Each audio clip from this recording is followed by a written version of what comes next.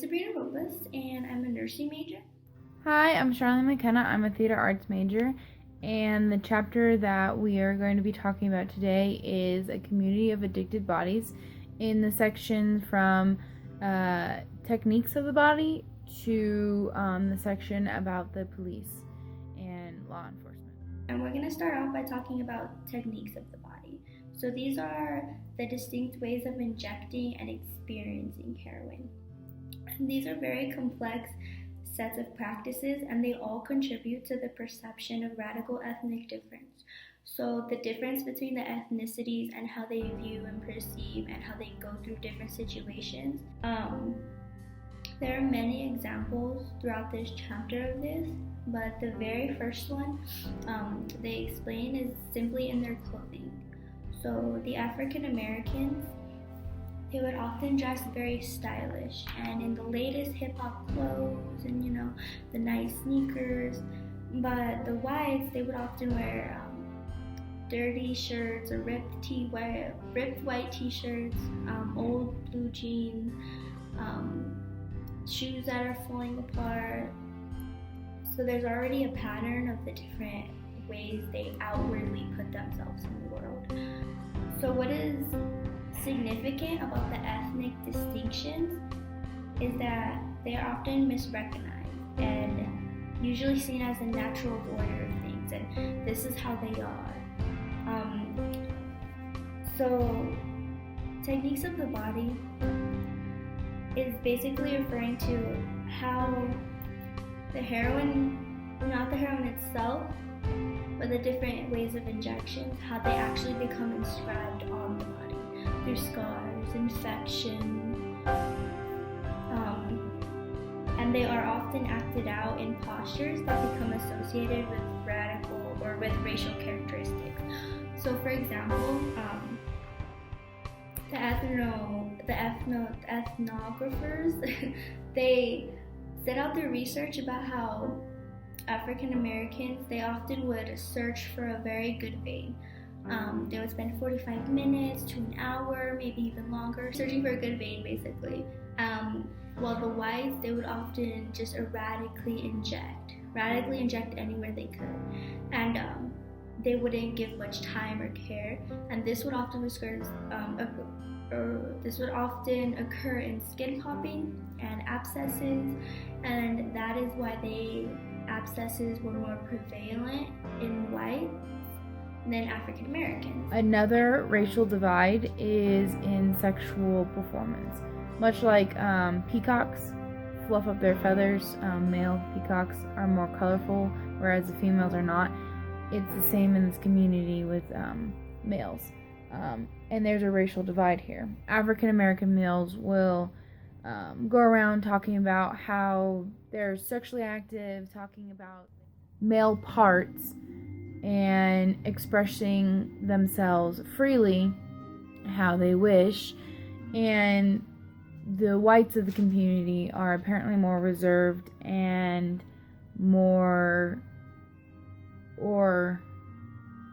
they are less aggressive in this aspect. They would often refer to it as with nostalgia and with pride, like they had all these sexual partners in their youth, and but that was the past.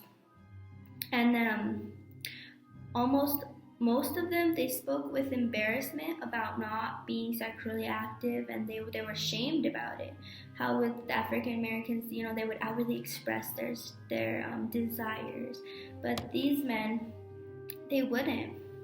The one exception to the rule is Ben, who goes around and exclaims that he's sexually active, and he does pretty much all that the African Americans do and flaunts his stuff. The feminist and the masculinity literatures, they would document ways of subordinated masculinities. So these would be able to mobilize violence and control and dominate women within these social groups. So, violence is often, violence against women is often normalized on the streets. So it's seen as a normal thing for a woman to go through. So going back to the techniques of the body, because it it jumps. The way that they shoot heroin affects their health, of course. And many choose not to go to the hospital or whatever to get better because they live in fear of the surgeons. Now,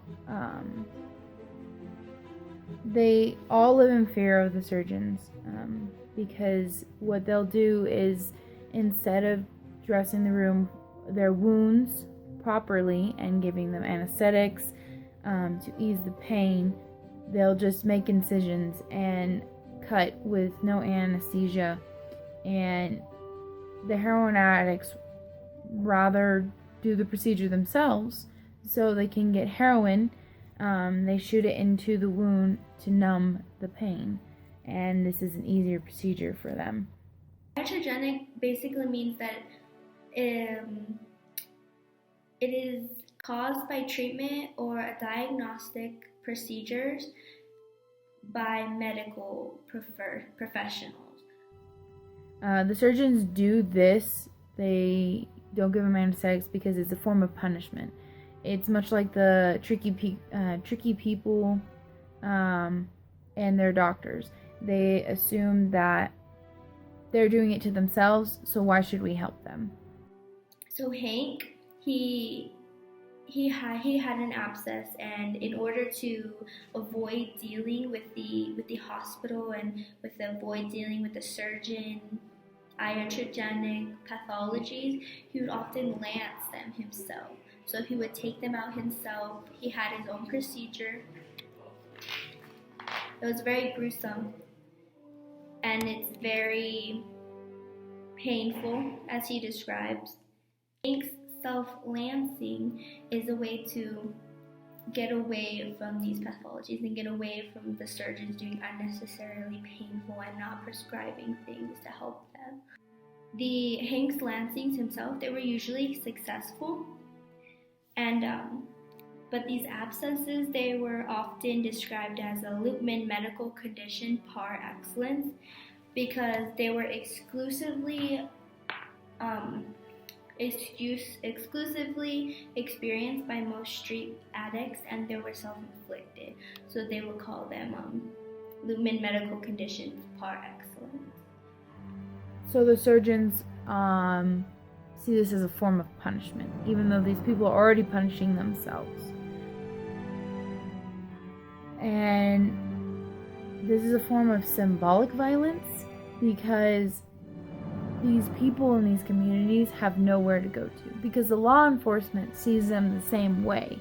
They believe that they're doing it to themselves and that these parts of the city shouldn't be infested with these people, and there's no one to turn to. There's hardly any correctional facilities that they can turn their life around, and most often when they try to turn their life around, they just end up back there because nobody wants them around, which is really sad. Now, the treatment being a racial subject between the surgeons is that they'll most likely treat white people. And as the ethnographers were going along towards the end of their study, they were finding out that African Americans were starting to do skin popping. And one subject, Sonny, did skin popping, and he had to go and get taken care of at the hospital. They didn't give him any painkillers or anesthesia or anything like that, and they treated him worse than if he had just gone and done the procedure himself. Another virus that they had to make sure of, 2 individuals actually from the Edgewater homeless, 2 individuals contracted, it's called the Pac-Man virus, and it's basically flesh eating.